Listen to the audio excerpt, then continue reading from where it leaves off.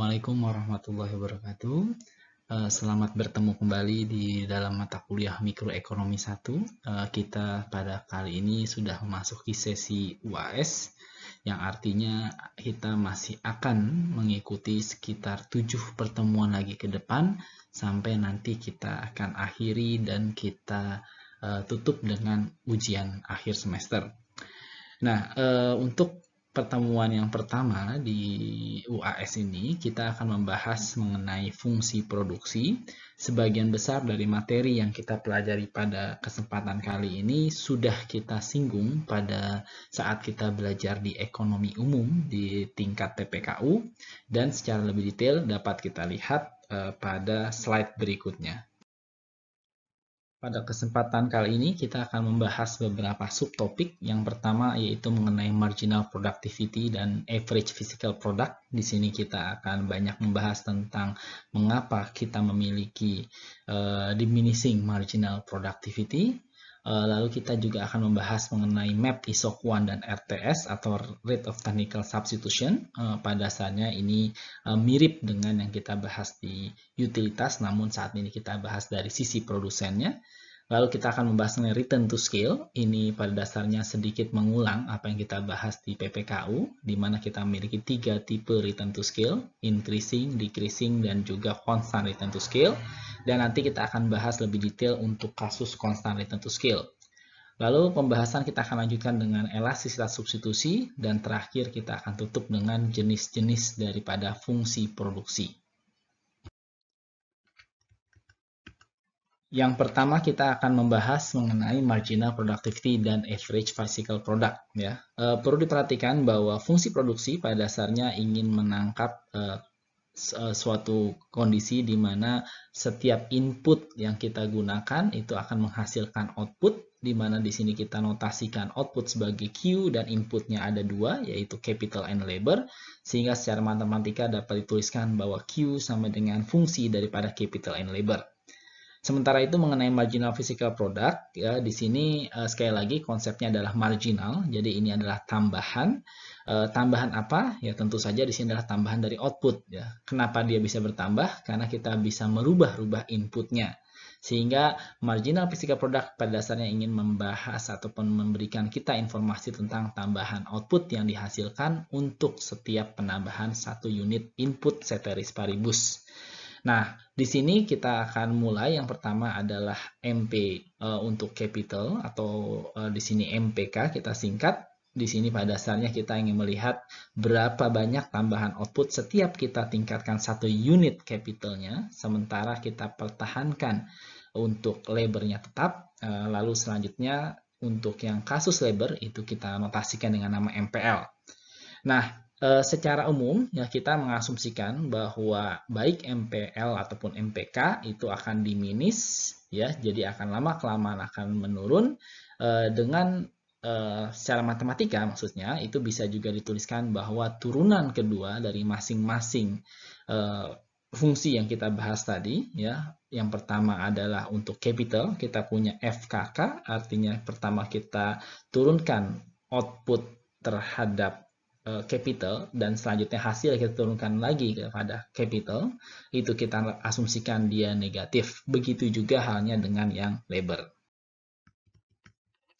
Di sini kita akan lihat yang pertama, selanjutnya adalah mengenai marginal productivity dan average physical product. Ya. Tadi sudah kita lihat bahwa marginal productivity ada 2, ada marginal productivity of labor dan juga ada marginal productivity of capital, ya, dan perlu kita pahami bersama bahwa yang namanya perubahan pada MPL yang tadi kita asumsikan diminish, ya, itu juga akan tergantung kepada perubahan input lain. Dalam hal ini adalah capital. Ya, dengan demikian secara matematika dapat kita notasikan bahwa del MPL per del K itu akan sama dengan FLK, dan umumnya adalah bersifat nilainya positif. Ya, kenapa positif? Ya karena logika sederhananya kalau kita tambahkan labor terus maka lama-kelamaan tambahannya akan menurun. Namun jika kita tambahkan labor dan selanjutnya kita tambahkan lagi capital, maka dia akan semakin produktif, ya, karena dia punya mesin baru yang bisa dia gunakan. Nah, sementara itu terkait dengan average physical product, ini adalah salah satu ukuran yang umumnya digunakan untuk melihat produktivitas dari tenaga kerja. Yang mana di sini notasinya sangat sederhana sekali, APL, dan dihitung dengan cara output dibagi dengan labor input ya, atau Q dibagi dengan L.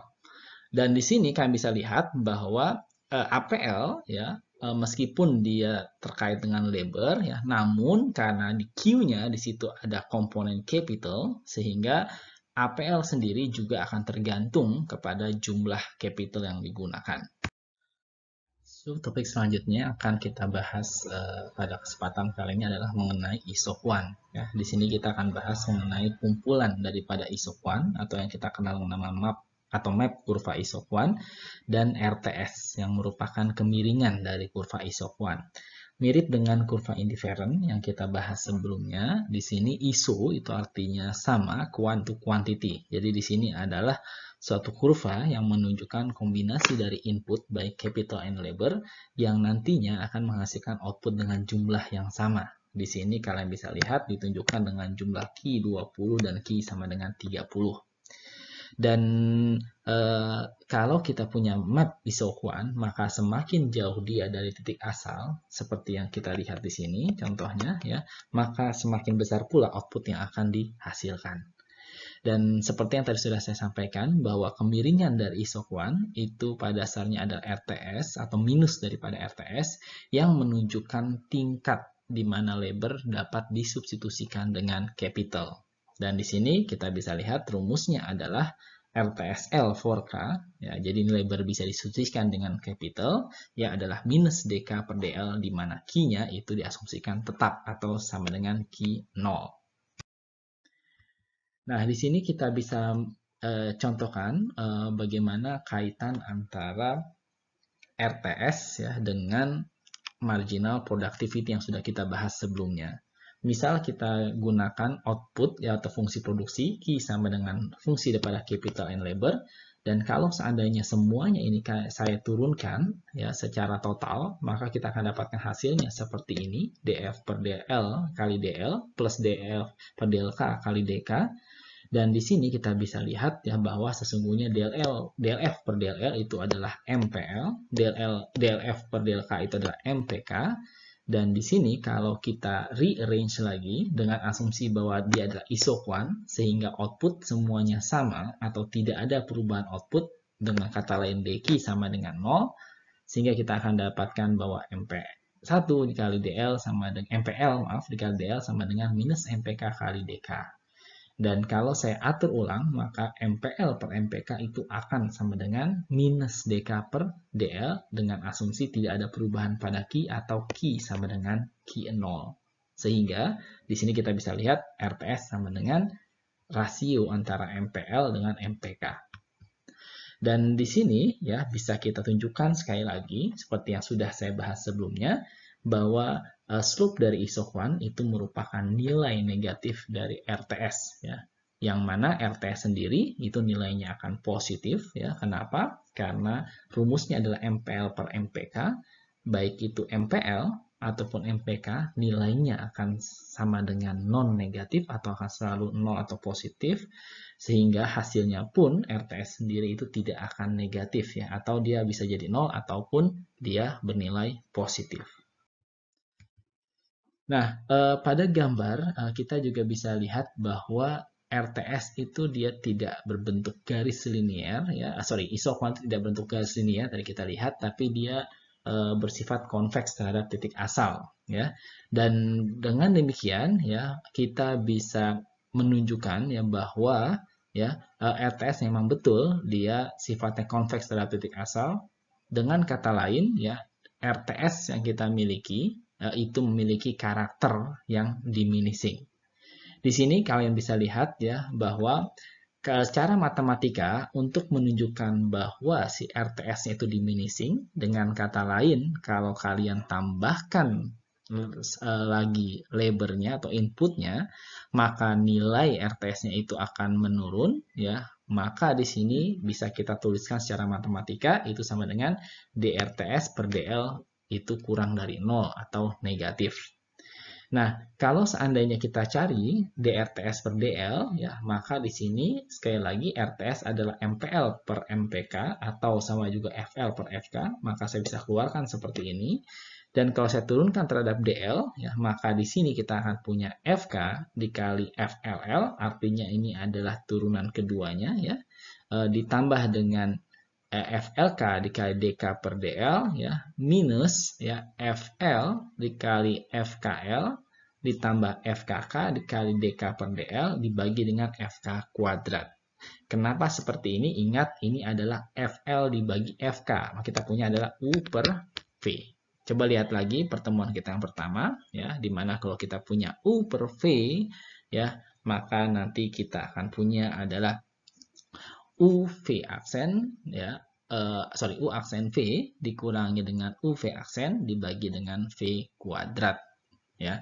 Nah, nanti bisa kalian coba lagi di rumah. Nah, di sini, ya, kalau saya sederhanakan persamaannya dan juga dengan mengasumsikan adanya teorema Young di mana FLK itu akan sama dengan FKL, ya. Jadi ini kita punya FLK, ini FKL, itu artinya adalah sama. Maka di sini kita akan punya FK kuadrat, ya, dikali dengan FLL, ya, yang di sini dikurangi dengan 2 kali FK dikali FL dikali FKL, ya, karena kita punya FKL ada 2 di sini, 2 kali ditambah FL kuadrat, ya, dikali dengan FKK, ya. Dan di sini, ya, kita bisa lanjutkan, ya. Kalau seandainya kita punya asumsi bahwa FK itu positif, FL juga positif, FKK itu negatif, dan FML itu adalah negatif juga, seperti kasus tadi kita dan diminishing, maka bisa kita simpulkan, ya, bahwa nilai DRTS per DL, ya, dari fungsi yang terakhir ini, ya, sudah pasti penyebutnya itu adalah positif, ya, sehingga hasilnya akan positif. Dan di sini kita akan punya hasil yang negatif, yaitu jika bagian atasnya atau pembilangnya itu adalah negatif. Kita sudah punya FK kuadrat itu pasti positif, FL dia negatif, maka hasil adalah negatif. Di sisi kanan kita punya juga FKK yang negatif, kali FL kuadrat itu juga akan negatif, ya. Dan di tengah kita punya minus 2 FK, FL, ya, FK positif, FL positif, dan tinggal FKL. Dan di sini, ya, syarat yang kita harus penuhi adalah bahwa kita akan punya, ya, nilai RTS yang diminishing kalau seandainya FKL-nya itu adalah negatif, atau dengan kata lain, ya, di sini kita akan punya kurva isoquant yang konveks terhadap titik asalnya. Seperti yang sudah kita bahas pada bagian sebelumnya, bahwa secara intuisi sebenarnya sangat masuk akal kalau seandainya kita punya asumsi FLK dan FKL itu memiliki nilai positif. Ingat sekali lagi tadi kasus di mana kita meningkatkan terus lebarnya, lalu selanjutnya yang kita tingkatkan tidak lagi lebar melainkan capital. Maka dengan demikian, kemampuan dia untuk mendapatkan tambahan output itu akan menjadi lebih besar. Nah, dari situlah maka seperti yang tertera di dalam slide ini, ya, sangat masuk akal jika kita mengasumsikan bahwa FLK itu sama dengan FKL memiliki nilai yang positif, ya. Atau dengan kata lain, jika tenaga kerja memiliki kapital, maka tentu saja mereka akan semakin lebih produktif. Namun demikian, ada beberapa kasus di mana fungsi produksi kita itu memiliki FKL yang negatif pada level input tertentu. Kenapa ini kita penting katakan? Karena pada pembahasan kita yang di slide sebelumnya, bahwa nilai RTS yang diminishing itu dimungkinkan jika FKL-nya itu adalah negatif, ya.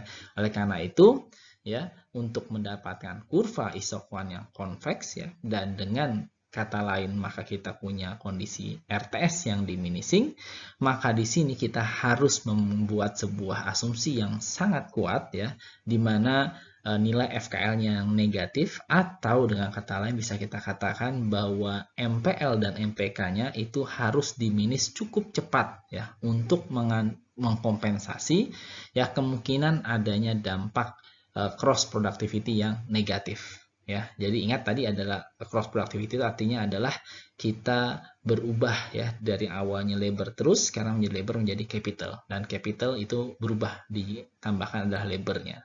Nah, ini yang harus kita pahami bersama ya ketika kita ingin ya memiliki kurva isoquant yang convex terhadap titik asalnya.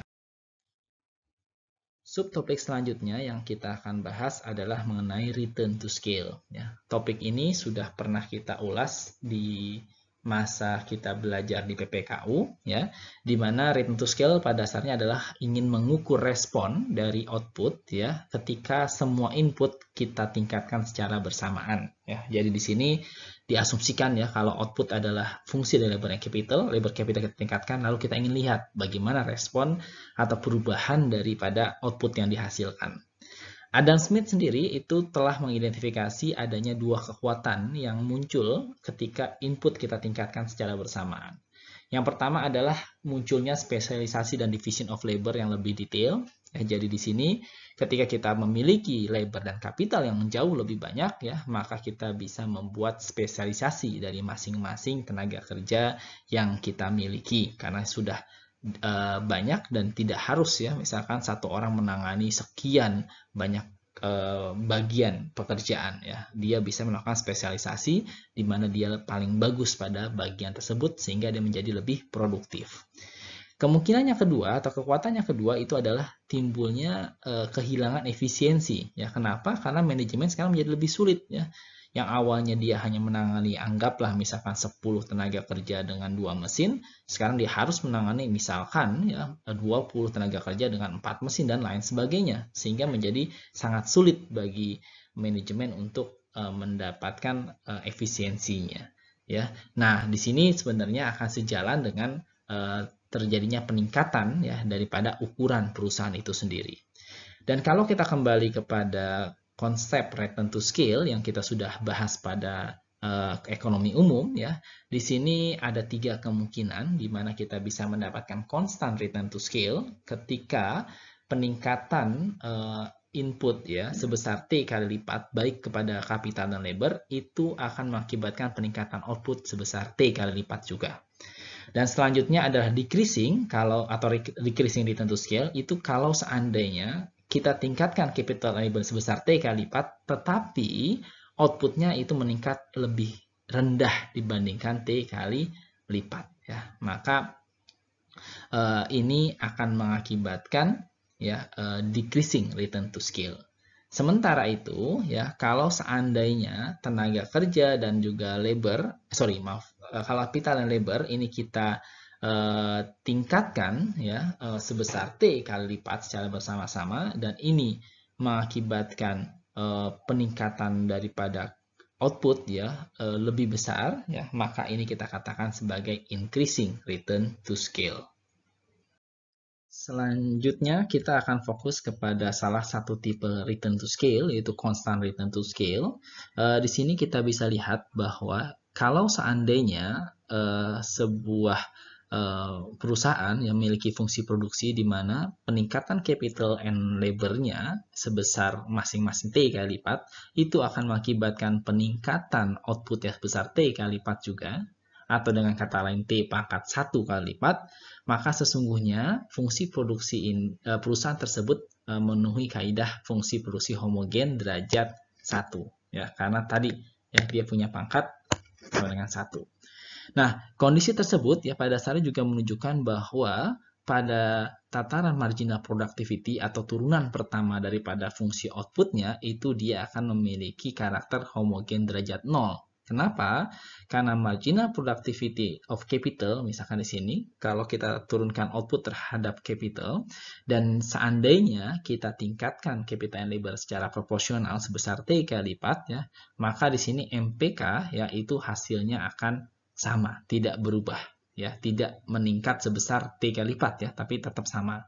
Oleh karena itu, di sini marginal productivity, baik itu MPK ataupun MPL, itu memenuhi kaidah homogen derajat 0.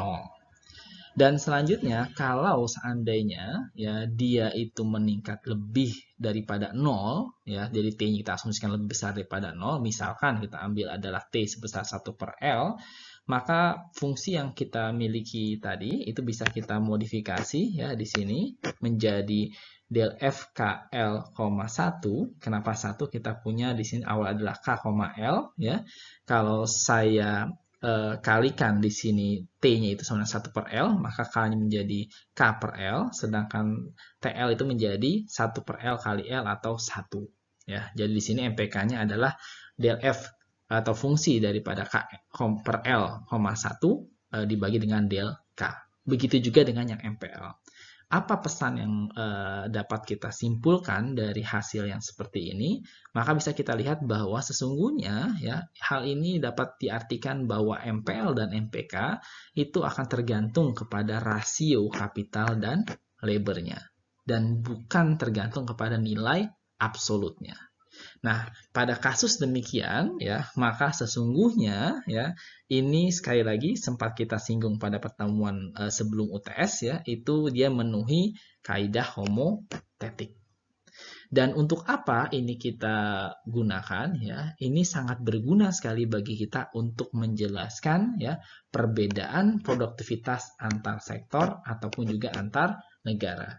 Karena di sini kita tidak fokus kepada nilai absolutnya, tapi kepada rasio antara kapital dan lebarnya.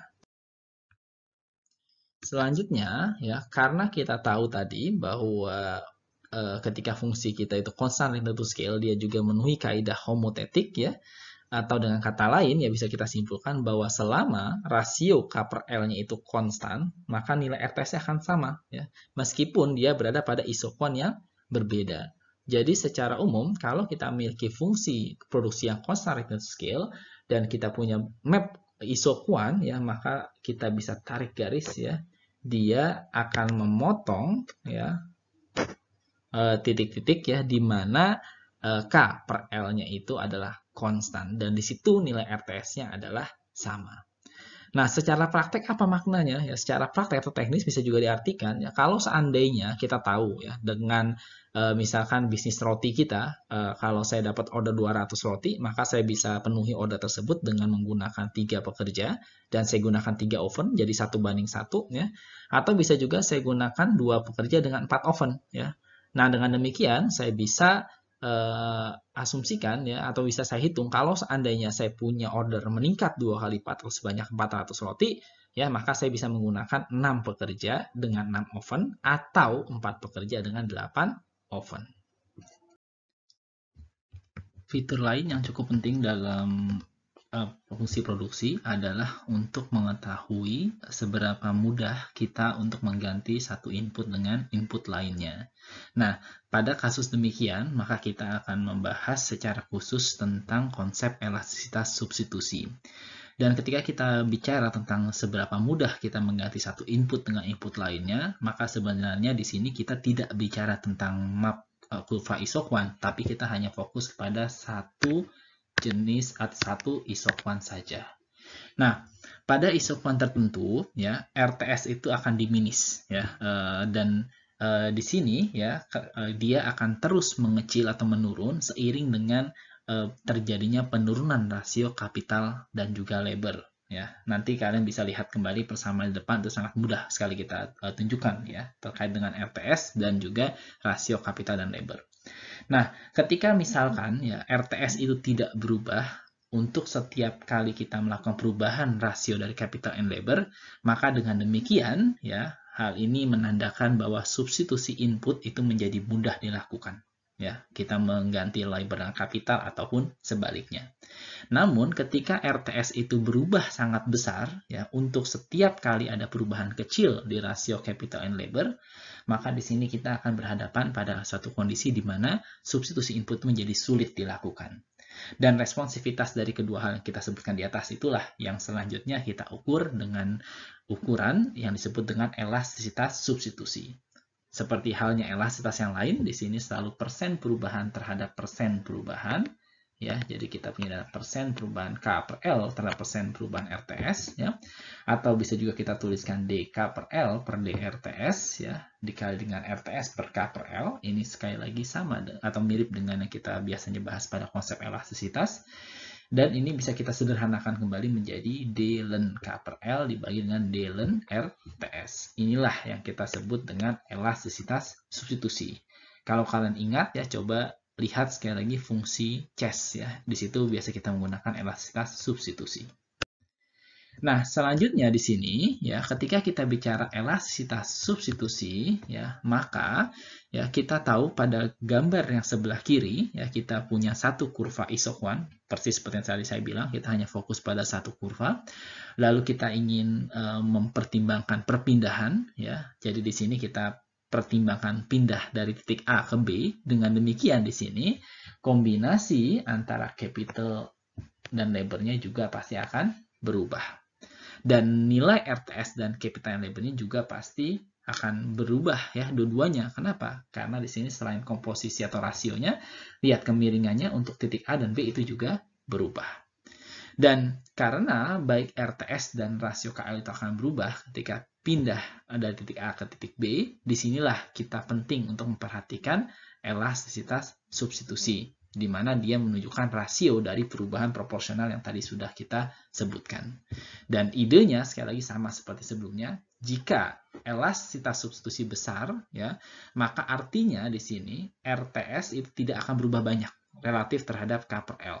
Atau dengan kata lain, kurva isoquant kita itu relatively agak datar atau flat. Ya. Dan selanjutnya ya, kalau kita bicara hal yang berkebalikan, ketika kita punya elastisitas substitusi yang rendah ya, itu menandakan bahwa RTS-nya akan berubah banyak ketika K per L itu berubah. Dan di sini kita akan punya isoquant yang berbentuk curve ya. Jadi dia akan cembung ya terhadap titik asalnya.